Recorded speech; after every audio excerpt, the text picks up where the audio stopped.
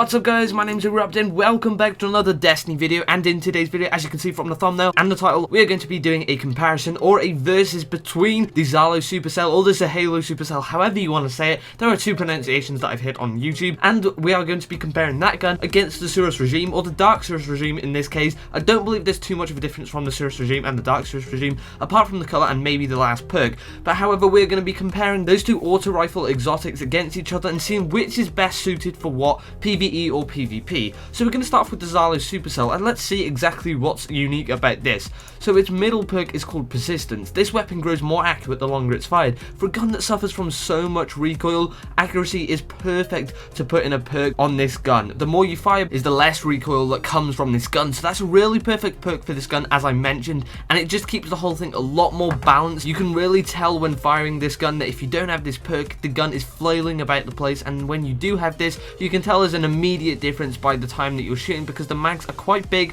about this gun, and that's what I like about it the most. Another thing to mention is its final perk that makes it unique, and that is called Bolts from the Blue. Double kills with this weapon charges a small amount of super energy and return ammo to the magazine. As it's really hard to get a double kill with an auto rifle, let alone one with such a small impact in PvP, I don't believe that this perk was meant for PvP. I do believe that it was aimed at PvE because it's so easy to go on edge duty and just destroy people with such a large magazine and get those headshots. So I do believe that double kills are more likely with this auto rifle in specific on PvE, especially against small hive enemies or dregs or just anything that's a small head. It's great also against ultras because they tend to have shields, and this thing can burn through their shields really quickly. Although it's not a solo weapon that can burn through many hive ultras, the best perk about this weapon is the fact that it has an arc based element, and that is unique about the auto rifle because I don't believe any other primary weapon in the game actually has a set element in year 2. I think that's one of the things they removed and just added really unique perks, and I do think that's the cool thing about this gun because it has an actual perk, and that's really useful against enemies that have shields, and that can also be used in PvP, especially to remove an enemy shield much quicker. So a few things I'd like to point out about the stats of this weapon are: it has an amazing rate of fire. Again, I said that's great for PvE and wiping out enemies very quickly. Doesn't necessarily play to your ability because of the recoil in PvP. It can kind of throw you off and miss a lot of bullets, putting most of your mag to waste. I believe the kill time is probably around 3 or 4 seconds and can take up to half the mag to kill one player in PvP. It also has a low impact, which is just what I was mentioning, but it can be upgraded. Nevertheless, it can be made a tiny bit better, but not too substantial. It can get up there and maybe less than that to maybe 2 or 3 seconds kill time, which is helpful, but it's not exactly the best weapon against other Guardians. But as I was mentioning earlier, this is great for ad duty. If you want to play the person that has to take care of the ads, this is definitely a go-to weapon as it has a large magazine, it has an element and great stability. The only problem I'd really say about this gun is the fact that it has a gigantic recoil when firing, and that's just one of the main downfalls of this weapon. I've tried to increase stability to the best that I can. If you saw the perk chart or my build for this gun earlier,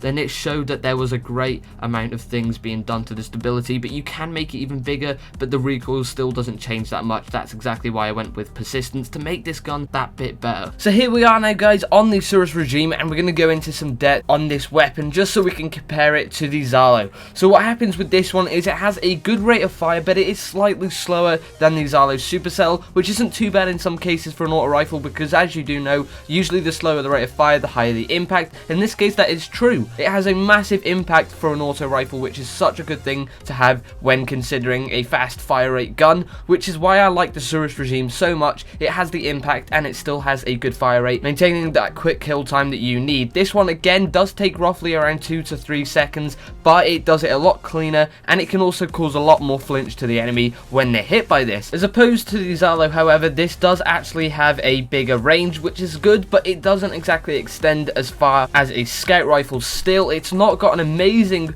range, but it still does beat the Zhalo, which is the main thing in this comparison here, that there is some contrast between the two weapons. However, it can finish off people from a good distance, the distance that you would normally expect an auto rifle to go. It's not got that sniping or scout rifle range, however, it is still good for just about anything that you want to do with an auto rifle, so that's why this is a good choice if you want to go for range. But if you do want to go for an extended range with a better fire rate, then definitely go for the Zhalo. Next up is it has less stability than the Zhalo, so it's harder to use and control, maybe a bit more recoil, but that's not too noticeable in the way that the gun shoots because it does do a lot lot of damage and it gets the enemies killed quicker. Another thing to note about this gun is the fact that it has a great reload speed, which is essential in all auto rifles, considering you're going to be wanting to get more damage in as fast as you can, because they don't exactly put a lot of damage in. Magazine is 33. With the Zhalo, it is a 36. So the Zhalo just beats it with a quicker fire rate, but the Zhalo, I do say, burns through enemies quicker. Now, the two main perks about this weapon are focused fire. When zoomed, this weapon fires slower but causes additional damage. So this is a must-have on a gun, and it's very, very effective. You don't think that it would make that much of a difference, but if you go from hip fire to zooming in, then it makes a noticeable difference to the fire rate. But the best thing is it causes a considerably larger amount of damage. I think it goes up by maybe 10 or 20%,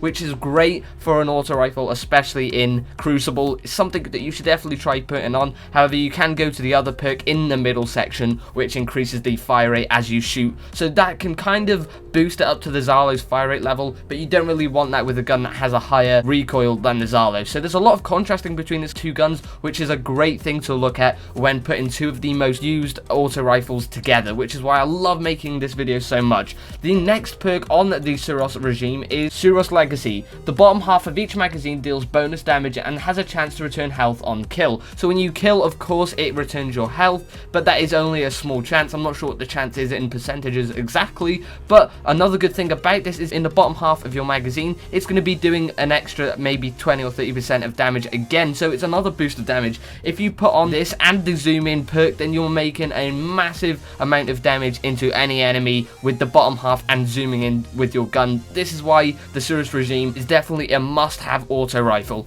Now guys, the verdict for these both weapons, well, I gotta say there is two sections that you can split these two in, but my overall winner for the entire thing would be the Suros Regime, and that's because it has a better impact, the fire rate isn't too noticeable and can be fixed. There's a lot of perks that focus on impact, and that's what I love about a gun, and when you put that on an auto rifle, it makes it that much better. The range and stability, however, aren't exactly up to par with the Zhalo, which is what I'll get to in a minute, and the reload is okay, magazine is less, but it still has a return health perk, and it still has a massive impact booster perk. Now, the reason I didn't pick the Zhalo is because I see the Zhalo as more of just a PvE based weapon. It doesn't compete in PvP. Of course, it can get the kills and remove shields a lot quicker, which is why I see it as more efficient of a weapon, but I just don't see it as the overall winner. I do see the Zhalo, however, as a gun that can get through masses of ads, and is definitely something that an ad dealer should use if they're trying to keep their fire team alive in a strike or a raid. It's definitely something to go to, but both of these weapons are great. I just picked the Suros Regime as my overall favourite. Tell me in the comments below which one's your favourite, and are you now on the hunt to get these weapons after this review? So guys, whatever you think, remember to tell me down below.